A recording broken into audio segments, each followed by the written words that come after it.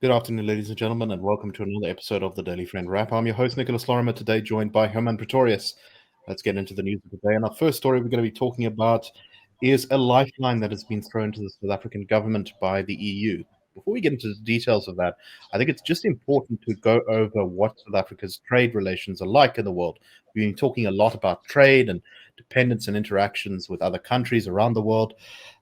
It's often said that the largest trading partner of South Africa is, in fact, China. And if you separate all of our export partners in 2023 out by country, then China is indeed the largest.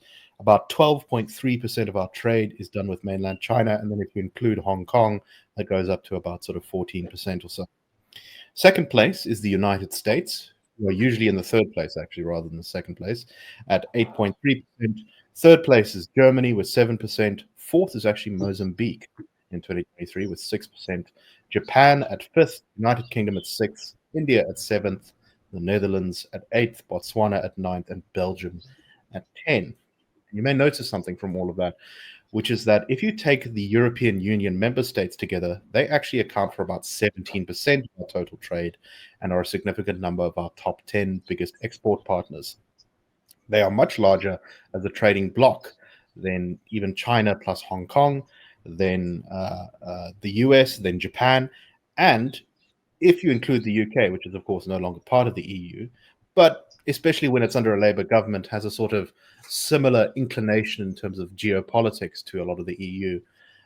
You get Europe's trade with us as being around 22% of our total trade, which is quite a lot. And it means that they're actually our biggest partner. So it's very important when something like this happens. And the story we're talking about today is that the European Council President Antonio Costa, the European Council is this sort of political direction and priorities body within the EU, but it doesn't actually make the EU laws or negotiate the agreements. That's done. A lot of the EU is run by bureaucrats rather than politicians. But nonetheless, this is still important. European Council President Antonio Costa said on X that he had a phone call with Cyril Ramaphosa and he extended the EU's commitment to deepen ties with South Africa as a, quote, reliable and predictable partner. He's expressed the EU's full support for South Africa's leadership of the G20 and its ambition to strengthen multilateral cooperation, as well as the pact for the future to address the most pressing global issues. Ramaphosa, in response to the same phone call, said that South Africa and the European Union share the same values of democracy, human rights, dignity, and equality, and that Ramaphosa looks forward to working together with the EU in ensuring a successful G20. So it seems to me, Herman, this is clearly the Europeans see a trade war coming with the United States under Trump, and I think they're trying to cultivate friends around the world. They're also just generally always been quite soft on the ANC. The EU is, in a lot of ways, less picky about some of its partners around the world than the Americans or have been, I think, in the past. They have a lot of investments in Africa. I think Africa is the biggest trading partner with the EU as a whole, or rather, Africa's biggest trading partner is the EU in general. So what do you make of this?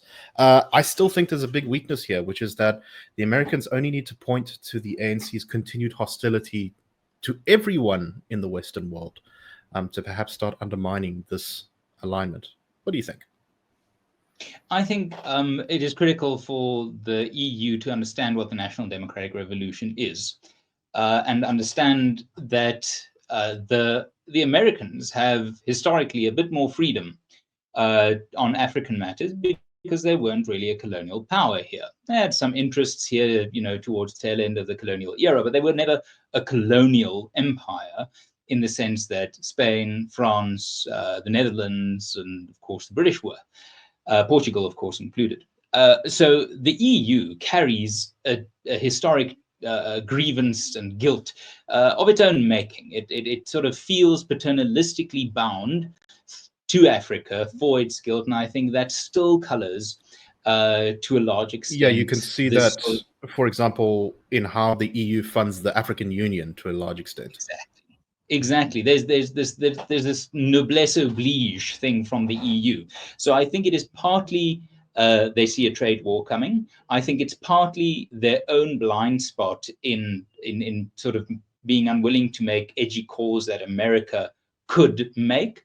And then thirdly, I think there is just the good old flavor of what Trump says must be wrong, so we'll say the opposite. I do genuinely think that there's an idea that there's virtue to be won from pissing off the American president at this stage. So that's certainly what Vincent Magwenya, or whatever the spokesperson for the presidency in South Africa says, where he just goes casually insulting the American foreign policy establishment. So I do think the risk of the ANC just going, oh, thank you for the support. By the way, you're also a colonial, capitalist, imperialist, oppressing power. Pay up is enormous. They've done it before. I mean, I remember a few years ago, it might have been even under Mbeki and again under Zuma, there was this thing of our government insulting, or the ANC insulting France, the Netherlands, the Swiss, the Germans, all just in one go. And the Europeans seem to be very forgiving on that score. And I don't think that's necessarily right. But of course, if you're America, you are the silverback gorilla. You can throw your weight around, and the EU sort of needs to figure out where it wants to land. There's, of course, the risk of being too pro-American. There's the historical example of Ludwig Erhard, who followed up Konrad Adenauer as the Chancellor of West Germany, who was so unapologetically and unambiguously pro-Eisenhower and pro-America that the Americans didn't take him seriously at all. They just knew whatever they did, Erhard would bring West Germany along, so they didn't need to woo. And that's the problem with international diplomacy and geopolitics, is you do need to be a bit of a mercenary. You do need to play both sides off against each other. And Erhard didn't do that because he was so clear about his pro-Western, pro-American ambitions. And the problem with the EU is they need to figure out not just how to be not too pro-America, but also not too pro-South Africa, because South Africa isn't the Mandela country it used to be. We have ties with Hamas, we have ties with Tehran, unnecessary ties that might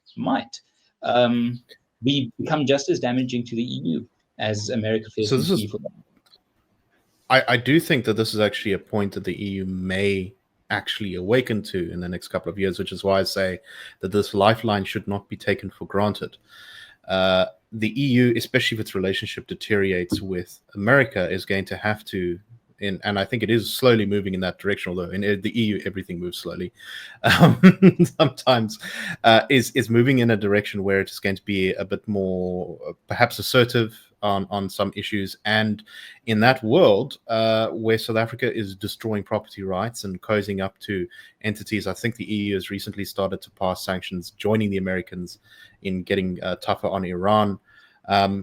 These kind of contacts that South Africa has are going to weaken our position. So, once again, the sort of idea that South Africa is going to shift to being aligned with BRICS is just kind of rubbish. If you look at where we're exporting our stuff to, China, okay, that's a big one. That's a real trading relationship we have. But then the next BRICS partner is at 7th on our list of trading partners, which is India, with about 5% of trade. And then the rest of the BRICS partners, I think the next one is at like 11th, which is the UAE. I think they're one of the new members of BRICS. I may be incorrect on that one. No, but yeah. Anyway, point being, we're still oriented economically towards Europe, in particular, SADC, and also the US and China kind of competing for the next two spots on there. So just kind of trying to sort of damn all the West at once is not going to be a very successful foreign policy, especially in the short term.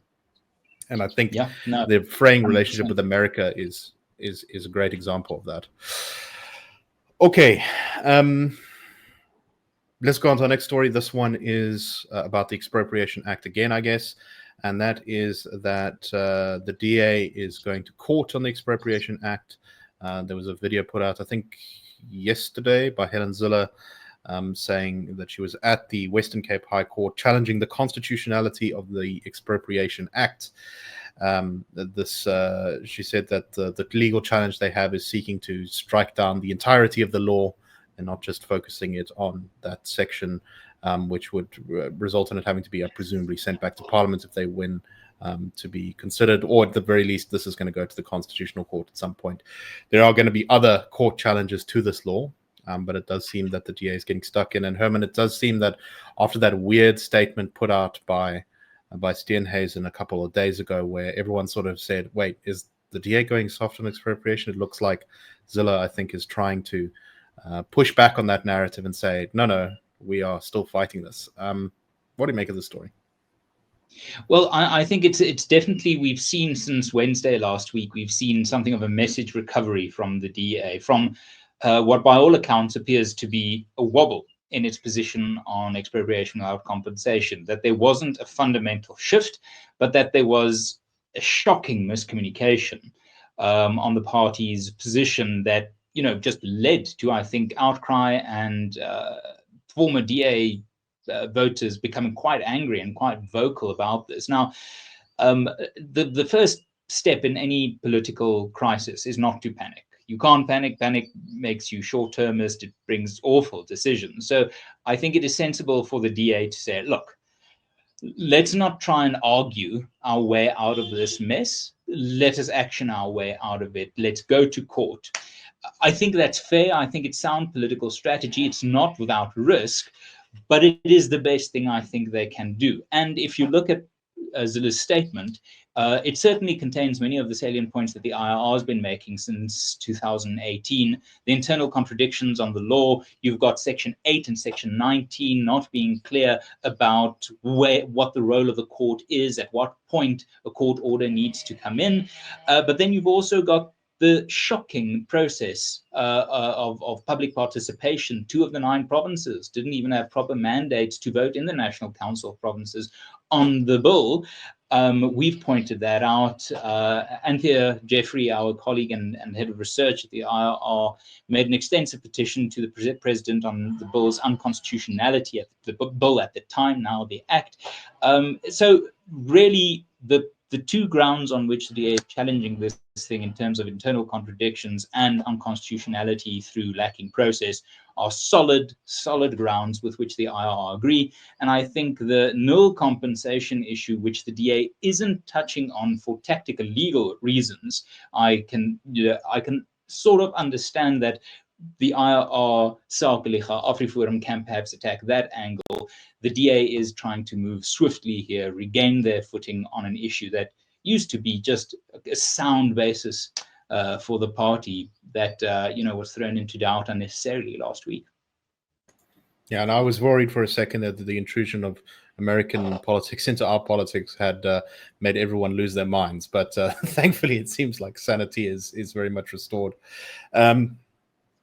All right, let's speak about another party that's having some problems, and perhaps much bigger problems, I think it's fair to say, than the DA, and that is MK.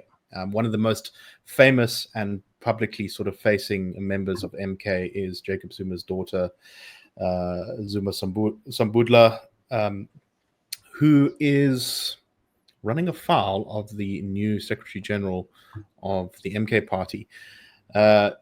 She went to, she's recently been charged, I think, with terrorism or attempted terrorism or something like that. We talked about it, I think, a couple of weeks ago on the show. And she's been fighting now with Floyd Shivambu, saying that Floyd was not running the party correctly and that he was incompetent. She then went on X and tweeted, "Floyd, I'm not scared of you. Tell your minions to F off, bloody newbies. F you, Floyd. Worst thing to happen to the MK party. MK may expel me for my actions, but I'm okay with that. They will expel me tomorrow. It is well within my soul. Floyd is useless." So since she's tweeted that out, the MK party's official structures, their spokesperson has said, quote, "Such actions are unacceptable, divisive, denigrating, and offensive. They undermine the principles of unity, respect, and discipline that are the fundamental values of Umkhonto Sizwe party." Apologies must be made immediately. After this, an internal disciplinary process will be initiated in accordance with Umkhonto Sizwe's constitution, code of conduct, and all relevant prescripts. And if she doesn't apologize, they basically said they're probably going to kick her out. They said summary termination of Commander Duduzile Zuma Sambudla's membership in Mkhonto Sizwe and her recall from all party responsibilities. Man, MK is just kind of the gift that keeps on giving. Quite the gift that keeps on giving. Not only do we know they're in financial dire straits, but also we're seeing sort of this sort of personnel drama play out. And Nick, I think it was you who warned me that we shouldn't overestimate the potency of MK as a political party, because they are essentially just a bunch of political troublemakers and rejects. It's sort of a bit like the usual suspects coming together for a reunion. It's not going to end well if you have, warlords, mafias, corruption favorites. It's not what you would call a peaceful bunch on which you could found a coherent and stable political party. It's essentially a political party made almost entirely out of people who couldn't get on with anyone else in other political parties. Yes. And it's, as a sort of, it's like a net that collects everyone who's been kicked out of another party in the country. Everything from Peter de Villiers from the what they called Good Party to yes. Zuma got, kicked out of the ANC. It's just, this is a huge list of people. Floyd, who's left the EFF. So it's no surprise that if you put a bunch of people together, all of whom had difficulty getting along with other people in their parties, it's not terribly surprising they're all going to fight with each other. And the thing to keep an eye on, the real indication of MK's stability as a political party will probably be stuff like by-elections, because that tests your boring logistics, your day-to-day management of party structures. That'll be the indication as to whether they're a serious party. If MK collapses, I think it'll be good for South Africa. I think they are this destabilizing force. So, watch this space. I certainly am enjoying it. And, never interrupt your opponent when they're making a mistake. And they seem to be making a lot. So, not to extend this too long, because we're already a bit over time, but I do unfortunately think that there will be a space in our politics always for a party that is like MK and like the EFF. So both of those parties have serious internal problems at the moment. And I think the ANC is primed to benefit from that. But I do always think there's going to be a space for that kind of radical, over-the-top, race nationalist, sort of destroy everything, nationalize everything, kill everyone kind of approach to our politics, unfortunately. And I think it may be interesting to watch, when Jacob Zuma is no longer the leader of MK, because he steps down or passes away, or if Julius Malema is not able to hold the EFF together, what comes next? Will they amalgamate into some sort of new party? Will there be a new party that sort of springs from the earth and then competes with them, and then there'll be three far left parties? I think that's actually quite an interesting question. Will the ANC be able to absorb them? I don't think so. There's a reason all of them left the ANC, which is that they couldn't get on together. So, what are your thoughts on that, very quickly? I think looking at the data model I built to assess the party political support levels during the election campaign, what you see in the data is exactly what you're describing. There's a 10% chunk of the electorate, not of South Africa, of the electorate, that divides their loyalty on a shifting basis between the ANC, MK, and the EFF. In July 2023, at the height of the EFF's 10-year anniversary celebrations, they united most of that 10% on themselves, really at a great moment of momentum. Fast forward to the elections in 2024. By the time of the elections, almost that entire chunk of that 10% had moved to MK. So that is the 10% that danced the radical dance with these three parties. And it truly is interesting to see where they go. Indeed. Okay, that's all the time we have for today. We hope that you have found this show interesting, and that's a wrap. The Daily Friend Show and The Daily Friend are a project of the Institute of Race Relations, the IRR. The IRR is a think tank which was founded in 1929 to study race relations in South Africa and works to change government policy to improve race relations through non-racialism and to ensure the prosperity of all South Africans. If you like our work and would like to support us, please go to irr.org.za and click Support the IRR, or you can go to thedailyfriend.co.za and click the Fund Us button.